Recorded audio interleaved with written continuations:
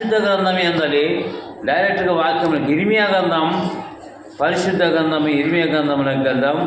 ప్రతి ఒక్కరూ బైబిల్ గ్రంథంలోని మాటల్ని 12వ అధ్యాయము 4వ వచనం చదవండి ప్రియులారా.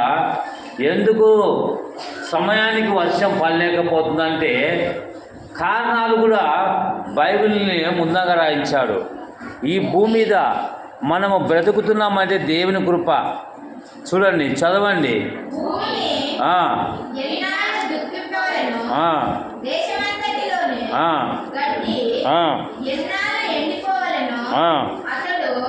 అతడు చూడవలనని దుష్టుడు చెప్పుకొనుచున్నారు.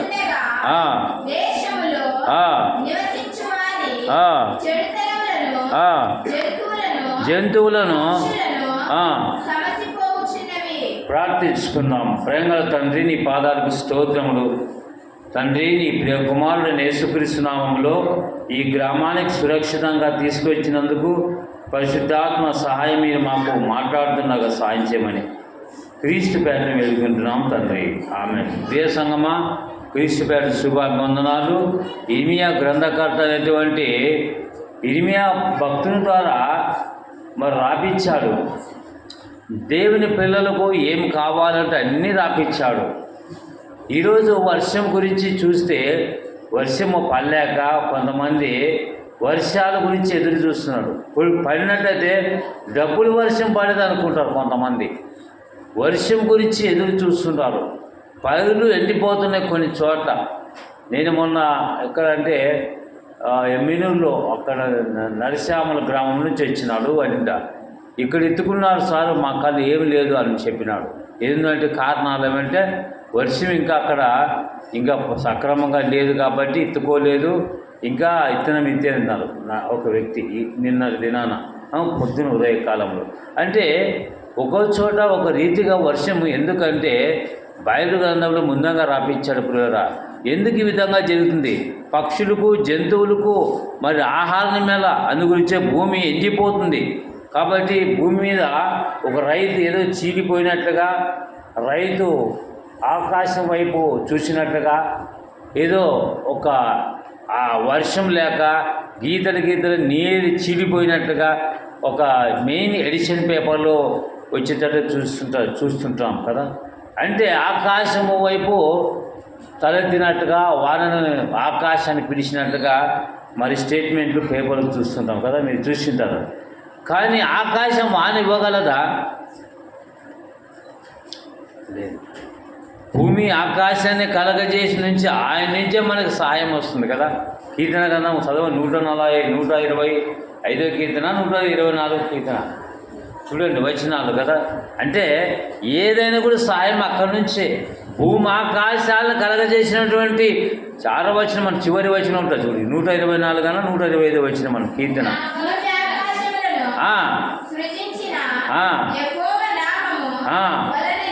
మనకు ఇప్పుడు కూడా సాయం ఆయన నుంచే, మనుషుల ద్వారా కాదు. అందుగురించి భూమి మీద బతుకుతున్నామంటే దేవుని కొరకు మనం బతకాలా, ప్రార్థించాలా. మనం భూమి ఎన్నాళ్ళు దుఃఖించవలను, దేశమంతటిలో గడ్డి ఎన్నాళ్ళు ఎండిపోవలను. ఏమయ్యా దేవా, ఏం గడ్డి లేక మనము కొంతమంది అంటారు గ్రామాలు పోతే తిండికి మూడుకో గడ్డి పోతే నువ్వు పూట అన్నం తినిపో గడ్డి ఇవ్వమంటారు పశువులకు మేత కదా. అంటే కష్టతరం కొన్ని గ్రామాల్లో చర్చన రథంగా ఉంటుంది.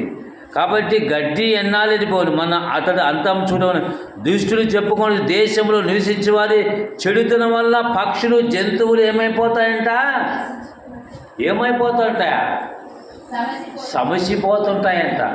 సమసిపోతున్నాయి. ఈరోజు వార్త వర్షాలు లేక సార్ అల్లాడిపోతున్నామంటారు. 70,000 40,000 పెట్టుకున్నాము, ఏం చేస్తాం సార్, మరీ ఇత్తాల్సి వస్తుందంట. అయినప్పుడు కూడా దేవుని వైపు తిరుగుతున్నారా జనాలు? చూడండి, దుష్టులు చెప్పుకొని దేశంలో నివసించేవారి చెడుతనం వల్ల ఏమైపోతుందా? పక్షులు, జంతువులు సమసిపోతున్నాయి కదా. అవి సమసిపోతున్నాయంట. ఎంత విచారకరము. కాబట్టి దుష్టత్వం దుర్మార్గంలో నుంచి ఉన్న వారిని సన్మార్గముకు రావాలంట. మారు మనసు పొందాలని దేవుడు పిలుస్తున్నాడు. అందుగురించి చెప్పారా, దుఃఖపడుతున్నాయి జంతువులు. మనం 3 పూటలు 2 పూటలు తింటున్నాము. జంతువులకి ఆహారం ఎవరిస్తున్నారు? ఆయనే ఇస్తున్నాడు. కాబట్టి పిల్లరా, అందుబట్టే ఇర్మియా గ్రంథం 13వ అధ్యాయం 14వ అధ్యాయం 2వ వచనం చూడండి పిల్లరా. యూదా దుఃఖించుచున్నది. 14వ అధ్యాయము 3వ వచనము. వారిలో ప్రధానులు బీదవారిని నీళ్లకు పంపుదురు. వారు శివురుల యొద్దకు రాగా నీళ్లు దొరకలేదంట. చెరువులు, ఆనాడు చెరువులు కట్టారు కానీ పెద్దవాళ్ళు ధనవంతులు పోయినారని పేదవాళ్ళు పంపించారంట. అక్కడ ఏమున్నాయంట? ఏమి వట్టి కుండలు. చెరువుల యొద్దకు రాగా నీళ్లు దొరకలేదు. వట్టి కుండలు తీసుకుని వారు మరలా వచ్చినారు. సిగ్గును అవమానం తలలు కప్పుకొందురు. దేశములో వర్షము కురవపోయిన నేల చీలి ఉన్నది. మెయిన్ ఎడిషన్లో పేపర్లు కనబడుతున్నాయి కదా, ఆకాశం వైపు చూస్తుంటాం. ఆకాశం అందున్న ఆశీనుడు కదా, ఆయన వైపు తిరగాల ప్రతి మనుషుడు. ఇక్కడ దేశంలో వర్షము కురవపోయినందున నేల ఏమైందంట? చీలిపోయింది. చాలామంది పేపర్ స్టేట్మెంట్లో చూస్తుంటాం. దేవుని గురించి వర్షం లేదని పేపర్కి వస్తున్నాయి. ఏమైనా ఇప్పుడు ఇంకా మనకి కొరవ కాబట్టి, ఇంకా కొద్ది బాగున్నాయి కాబట్టి ఈ సంవత్సరం అంతా కలవరపడిని తినేకి మస్తు కోటీశ్వరులు లక్షాధికారులు పెట్టుకున్నాడు ధనాన్ని. మరి ఆ జంతువులకు ఎవరు పెడుతున్నారు? దేవుడే. అయినా వాటిని దయదలిసి ఆహారం కురిపిస్తున్నాడు. దుష్టులు, దుర్మార్గులు, తాగబోతులు, తిట్టిపోతులు, వదలబోతులు లోకములు ఎంతోమంది ఎక్కవలసిన లంచగొండ్లు భయంకర దినాల్లో ఉన్నాము. అందును బట్టి చెడుతనం బట్టి ఏమైపోయి చెడిపేస్తున్నాడు. విత్తనాన్ని చెడిపేస్తున్నాడు. నువ్వు మారు మనసు పొందాలా. నీళ్ళు గురించి ఆనాడు పేదవారి దగ్గరకు పోతున్నారు పేదవారు కాబట్టి ప్రధానులు నీళ్ళు యొద్దకు పంపుచున్నారు ప్రజల్ని. వారు చెడు నీళ్లు దొరకట్లేదు, వట్టి కుండాలు కదా. అందుగురించే 4వ వచనం చూస్తే, దేశంలో వర్షం కురవపోయినందున నేల చీలినది కనుక సేద్యం చేయవారు సిగ్గుపడి తలలు కప్పుకొందురు. దేవుడు ఏం చేశాడప్ప? కొంతమంది దేవుడిని అవమానకరంగా తిట్టుకుంటారు. అవమానం. దేవుడు చేసే మొక్కేసేవాడు చేతుడు. దేవుడు నాకు ఇన్ని పెట్టుబడి పెట్టాను, దేవుడు నాకు అన్యాయం చేశాడప్ప అంటారు. ఈరోజు మన అపరాధాలు సచ్చిన వాళ్ళం. నేను కూడా సచ్చిన వాళ్ళ పనికి మాలినే ఒకప్పుడు అడ్డగాడ తిరిగి నన్ను యేసయ్య వాక్యాన్ని మోసుకొని తిరుగుతాం. వాడు కృప చూపుతున్నారు. ఒకప్పుడు రాంగుంట బయలున్నాయి. మన అపరాధం చూసే సచ్చినోను యేసు ప్రభు కృపలో బ్రతికబట్ట కట్టాము. ఎఫెసీ 2:1-2-3 మీకు తీయద్దండి కదా. దేవుని మహాకృప చేత, తన కృప చేత బ్రతికబట్ట కట్టాము. దేవుడు అన్యాయం చేస్తాడా? దేవుడు కొంతమంది అంటారు దేవుడు నాకేంటి అంటారు. దేవుడు అన్యాయం చేస్తాడా? అయినా దేవుడు మనకు ఈరోజు స్థితిలో ఉన్నామంటే దేవుని కృప. యోబు గ్రంథం 34:10 చూడండి పిల్లరా, ఏమని చెప్తుంది? దేవుడు అన్యాయం చేస్తాడా? చాలామంది దేవుడు అన్యాయం చేసి మాట్లాడుతున్నారు. అవల్ప విశ్వాసులు, అపనమ్మకార్తలుగా.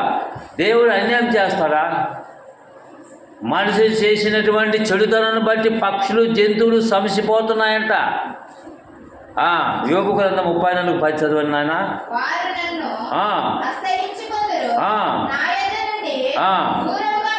34:10 ఏముంది? విజ్ఞానం గల మనుషులారు అనే మాట కనబడుతుందా?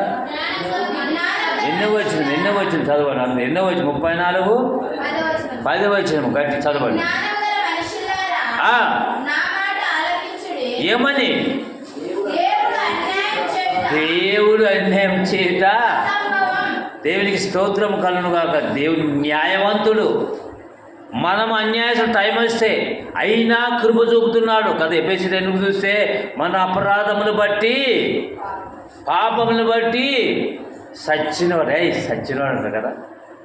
దేవుడు తన కృపచేత తండ్రి దగ్గర ప్రియకుమారుడు పంపి రక్షణార్థమయం అనుకున్నాడు. భాగ్యం ఇచ్చాడు, రక్తం చిందించాడు, ప్రాణం పెట్టాడు. తన మహాకృప చేత మనం బ్రతికింపజేసామంటే నేను యేసయ్య కృపలో కట్టాను. ఎన్నోసార్లు కాపాడాను నన్ను, ఎన్నోసార్లు కాపాడుతూ పోషిస్తున్నాడు. నన్ను కూడా అనేక మంది సేవకుడు కదా, నిన్ను కూడా కాపాడుతున్నాడు. సాలల పైరలు దొడ్డలు లేకపోయినా నన్ను యెహోవాని బట్టి ఆనందిస్తూ ఉంటాడు కదా భక్తుడు. కాబట్టి పిల్లలు ఆలోచించి, దేవుడి న్యాయవంతుడు, దేవుడు అన్యాయం చేయట అసంభవం అంట, అసంభవము. దేవునికి స్తోత్రములు. న్యాయవంతుడు ఆయన పిల్లరా. ఒకవేళ మనం పొరపాటు ఉండొచ్చు, కానీ దేవుడు న్యాయవంతుడు కదా. అందుగురించి పిల్లరా దేవుడు బాధపడుతున్నాడు. చూడండి పిల్లరా, ఇర్మియా గ్రంథం ఎందుకు బాధపడుతున్నాడంటే ఒకసారి ఆలోచించండి పిల్లరా.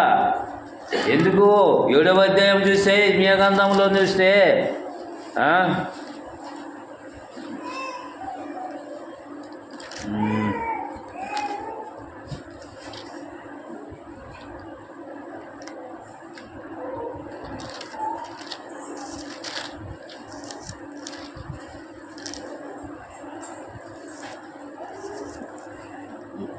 7వ అధ్యాయం 10వ వచనము. 7వ అధ్యాయం ఇర్మియా గ్రంథం 7వ అధ్యాయం 17వ వచనము.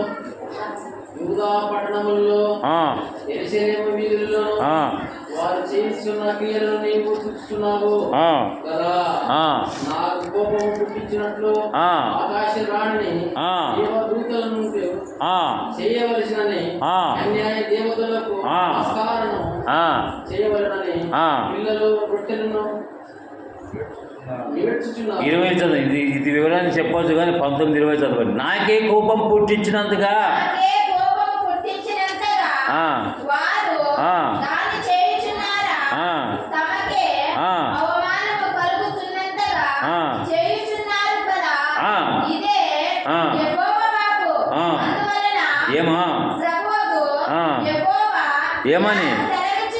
ఏమని చదవండి.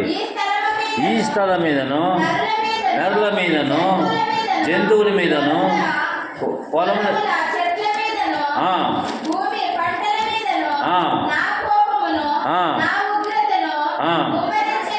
కొమ్మరిస్తాను. ఎందుకంటే దేవునికి వ్యతిరేకమైన పనులు, అవమానకరమైనటువంటి వ్యభిచారం, విగ్రహారాధన చేశారు యూద జనాంగంలో. అందుగురించే పిల్లలు ఏం చేశారంట, కట్టెలు పోయినారు. పెద్దలు ఏమిటంట, మొద్దులకు పోయినారు. స్త్రీలు పిండిలు పిస్తున్నారు. దేని గురించి? లోక సంబంధమైన అన్యాచారాలు, దేవునికి వ్యతిరేకమైన పనులు. కాబట్టి పిల్లలు అవమానకరమైన క్రియ. అందుని బట్టే ఆయన కోపం ఆనాడు ఉంది, ఈనాడు ఉంది. అందు గురించి బాధపడుతున్నాడు. అందు గురించే ఈ జనులు ఏం చేస్తారంట, తిరుగుబాటు చేయవాలంట కదా. అందు గురించి ఏం చేశారంట, పంట మీద, ఈ స్థలం మీదను, పంట పైర మీద కొంతమంది బొబ్బుకి మరి ఏం చేశారంట, వాటిని ఇత్తనాన్ని చెరిపేసినాడు. ఒక్కొరు మనిషికి 70-80 కేజీల పొక్కుల మీద మాట్లాడతారు, దేవుని మీద కూడా. అది మంచిది కాదు, దేవుని వాక్యాన్ని లోపడలా. ఇంకోటి చూడండి, అక్కడ మనిషి చేసి చెడుతనాన్ని బట్టి పక్షులు, జంతువులు సమసిపోతున్నాయి. ఇక్కడ ఇర్మియా గ్రంథం 5వ అధ్యాయం 20వ వచనంలో చూస్తే ఏముంది,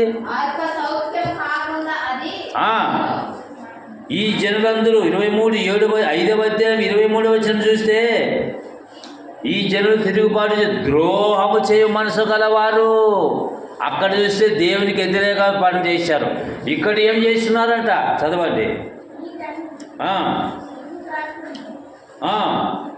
తిరుగుబాటు చెయ్యు, ఇక్కడ ద్రోహం చేయు గల మనసు గలవారు ఒకటి, వారు తిరుగుబాటు చేయుచు తొలగిపోయి ఉన్నారంట.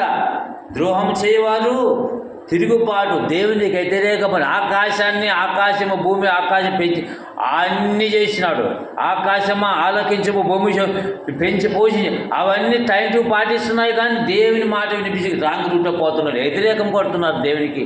అందు గురించి బాధపడుతున్నాడు. అది చూపిస్తారు, చదవండి పిల్లరా. తిరుగుబాటు, ద్రోహం చేయ మనసు గలవారు ఉన్నారంట లోకములో. అందుని బట్టే పంటను ఖాయమ చేసినాడు.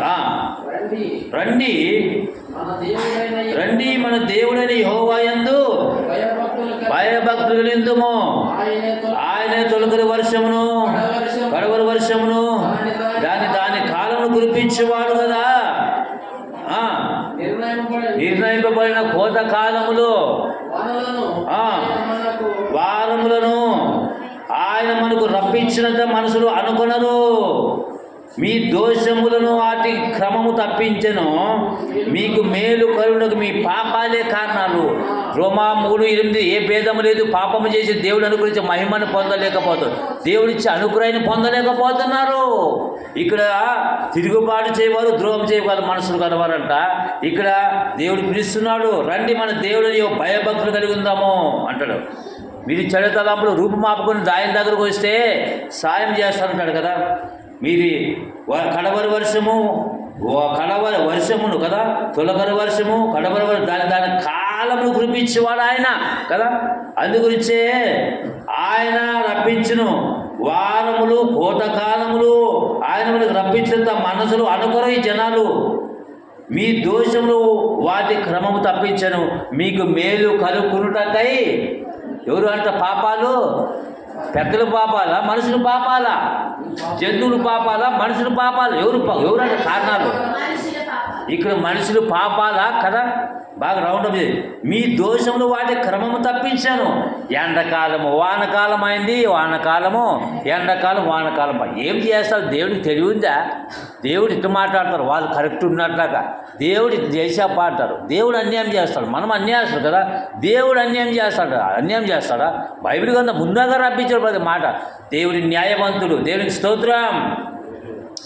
కాబట్టి ఇక్కడ చూస్తే ఏమంటే చూశారు కదా, మీ దోషములు వాటి క్రమము తప్పించెను, మీకు మేలు కలుగు మీ పాపాలే కారణాలు కదా. అక్కడేముంది 8వ గ్రంథంలో 13వ అధ్యాయం. ఇక్కడేముంది తెలుసా? ఏముంది 13వ అధ్యాయంలో ఏముంది తెలుసా? 12వ అధ్యాయంలో అక్కడ జంతువులు పక్షులు సమసిపోతున్నాయి. కారణాలు ఏమి తెలుసా? చెడుతనాన్ని బట్టి పక్షులు జంతువులు ఏమైపోతాయంట? సమసిపోతున్న వ్యక్తుకు ప్రియులరా. అందుగురించే మారు మనసు పొందాలా. లేవికాండం 20వ అధ్యాయం 1-3 చూస్తే ఈ కారణాలు ఉండబట్టే దేవుడు ఆ విధంగా కోపం చూపాడు. చూడండి, లేవికాండం 20వ అధ్యాయము 1వ అధ్యాయము మరి 26వ అధ్యాయం 1-3 చదవండి ప్రియులరా. అక్కడ మానవుడు చేసినటువంటి చెడుతనాన్ని బట్టి మరి పాపాన్ని బట్టి కాలక్రమంలో ఏమి చేసినాడంట? ట్రాన్స్పోర్టు ఏమంటే డైవర్షన్. ఎండాకాలము ఉండాల్సి వానకాలం అని చేస్తాడు. కాబట్టి నీవు దేవుని యందు భయభక్తులు కలుగుతూ ఉంటే ఏ కాలానికి ఆ కాలం అనేస్తాడు. తొలకరి వర్షాన్ని ఏ కాలానికి ఆ కాలం ఇస్తానంటాడు కదా. ప్రియులరా చూడండి, ఇక్కడ కూడా రాయించాలి. లేవికాండం 26వ అధ్యాయం త్వర చదవండి. 26వ అధ్యాయము 1-3 చదవండి ప్రియులరా. లేవికాండం 26వ అధ్యాయం 1-3 వరకు.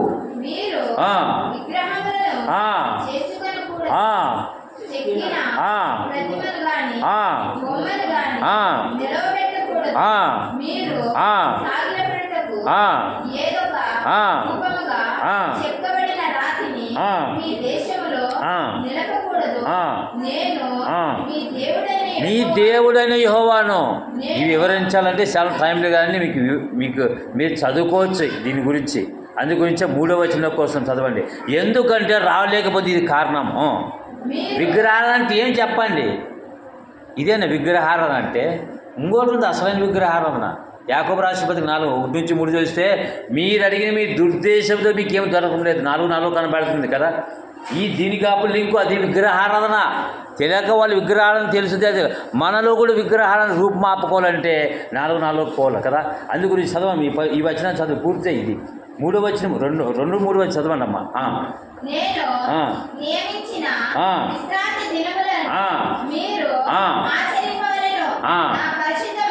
నా పరిశుద్ధ మందిరములో నేను యెహోవాను. ఇప్పుడు కట్టడాలు, పాత నిబంధనల కట్టడాలు ఆనాడు జరిగించారా లేదా? జరిగించాలంటాడు. కొత్త నిబంధనలు కూడా మనం ఉన్నాం. కొత్త నిబంధన యేసయ్య చెప్పినట్టు మనం ఫాలో కావాలా. ఇక్కడ చదవండి అమ్మా. మీరు నా కట్టలను బట్టి నడుచుకొని అనుసరించి ఆచరించి ప్రవర్తించినలా మీ వర్షకాలములో మీకు వర్షం ఇస్తానంట, భూమి మీ భూమిని పంటలు ఏం చేస్తానంట, పంటలు పంటలు ఇస్తానంట. ఏదంటే ఏ కాలానికి ఆ కాలం పాటిస్తాడు. దేవుడు బాధపడుతున్నాడు, ఇంకా నా పిల్లలు మారలేకపోతే అయ్యో దేవుడు ఏడుస్తున్నాడు. అప్పటి ఎవరు ఏడుస్తారు? ఒక ముఖ్యమంత్రి ఏడుస్తున్నాడా? ఒక ఎమ్మెల్యే ఏడుస్తున్నాడా?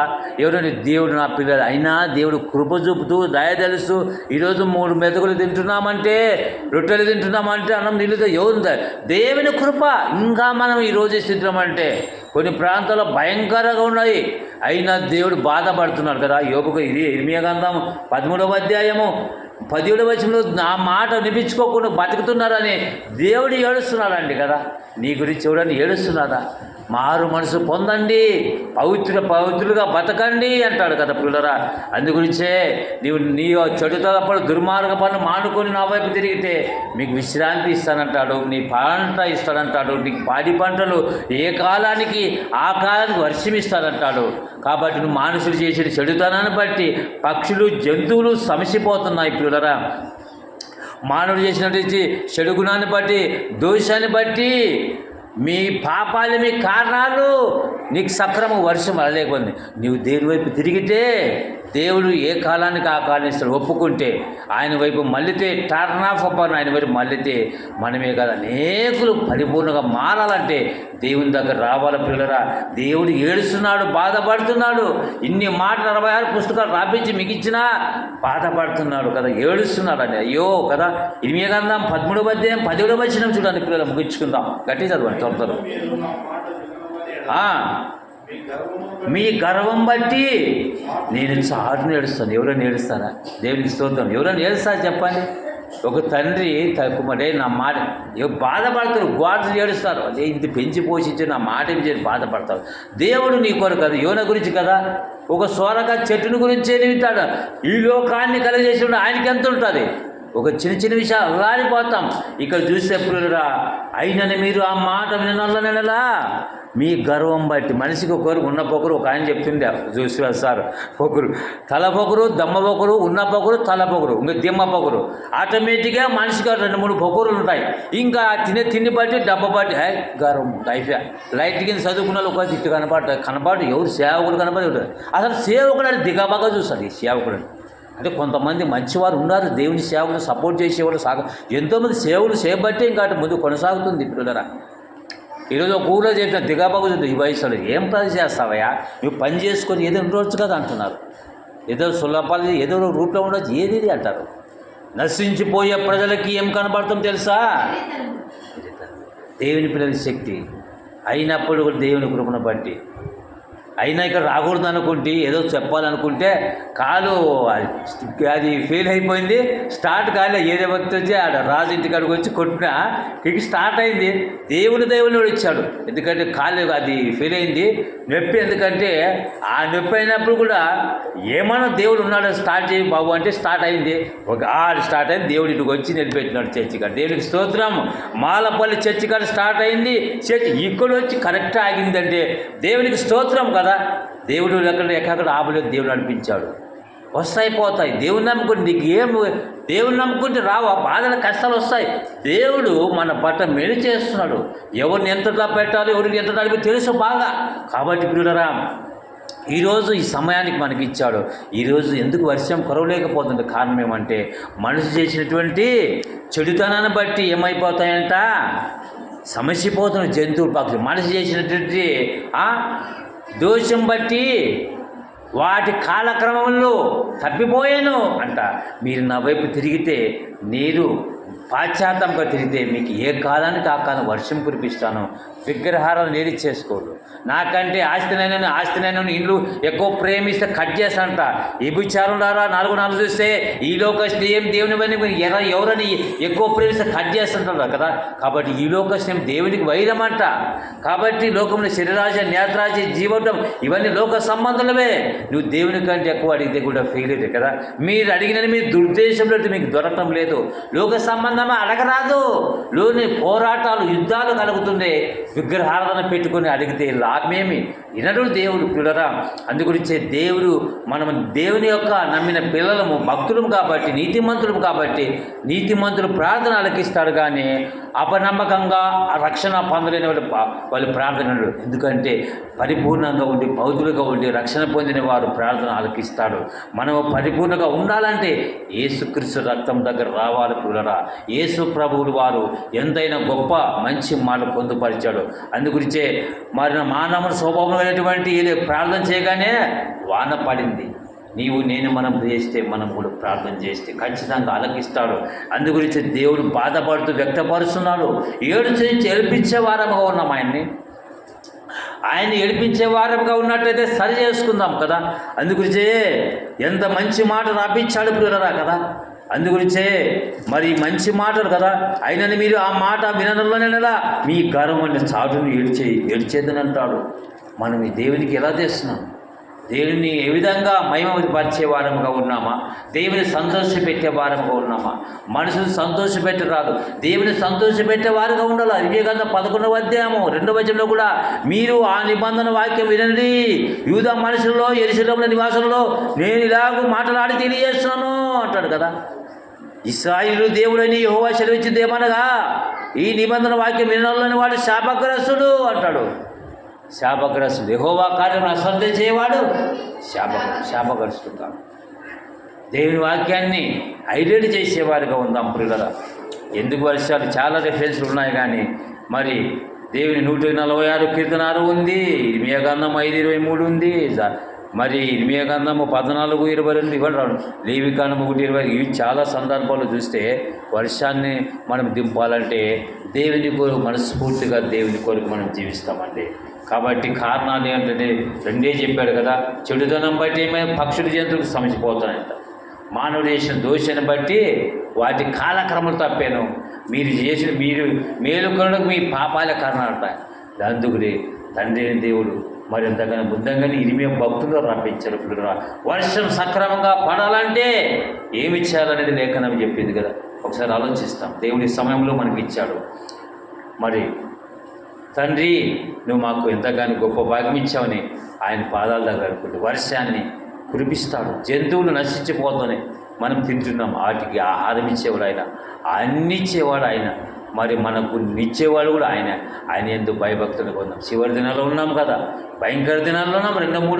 2 తిమోతి 3వ అధ్యాయంలో 10 రకాల మనుషులు వారందరూ మారు మనసు పొందేటట్ట, దేవుని దగ్గరకు వచ్చేటట్ట ఒక దేవునికి విగ్రహారం, దేవుని కంటే ఏది ఎక్కువ ప్రేమించేది విగ్రహారాన్ని తీసేసుకొని మనస్ఫూర్తిగా పాశ్చాత్తాపం కలిగి ఆయనకి మొరపెడితే ఏ కాలానికి ఆ కాల వర్షాన్ని కురిపిస్తాడు. వీళ్ళని ఒకసారి ఆలోచించండి, తల నుంచి ప్రార్థించుకుందాం. ఎందుకు సక్రమంగా రాలేకపోతుంది వర్షం అంటే కారణాలు మనం విన్నాం. వాక్యమైనటువంటి దేవుని మాటల్ని విన్నందుకు ఆ దేవాదేవుని కనపరిచే భాగ్యం మనకి ఇచ్చినందుకు ప్రార్థన చేస్తాం. తలలోంచండి పిల్లరా, ఒకసారి ఆలోచించుకోండి. మన జీవితాన్ని మనం ఆలోచన చేసుకుంటాము.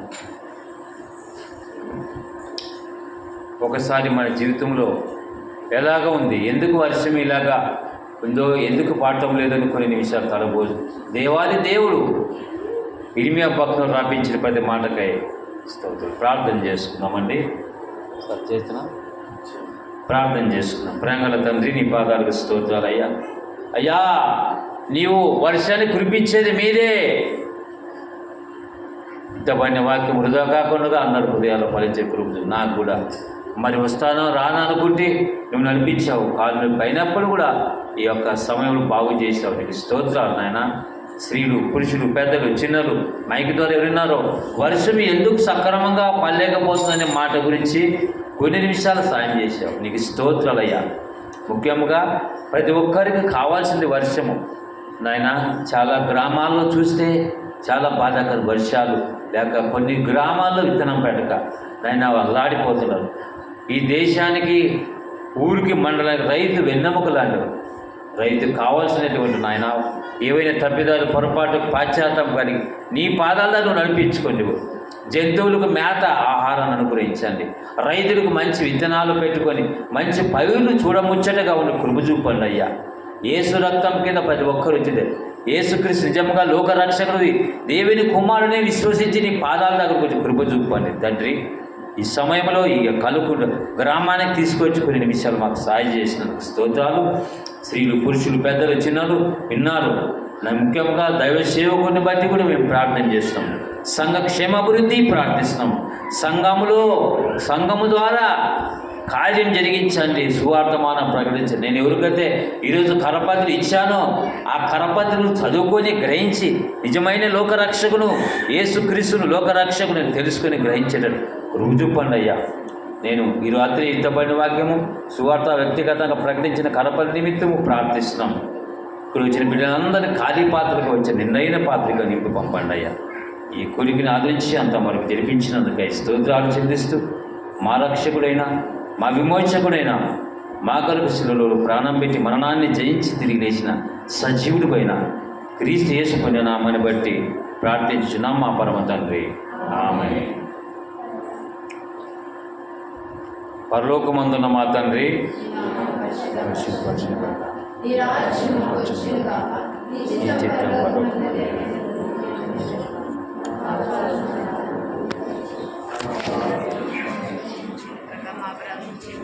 మమ్మల్ని శరీరే కాకు, ఎందుకంటే రాజ్యము బలము మహిమ నిరంతరము స్వామి. ఆమేన్. ఆశీర్వాదములు మన తండ్రి యొక్కయు కుమారుని యొక్కయు పరిశుద్ధాత్మాతరణ ఇక్కడ చేరినటువంటి వీళ్ళందరి మీదను సదాకాలం తోడేను గాక. ఆమేన్.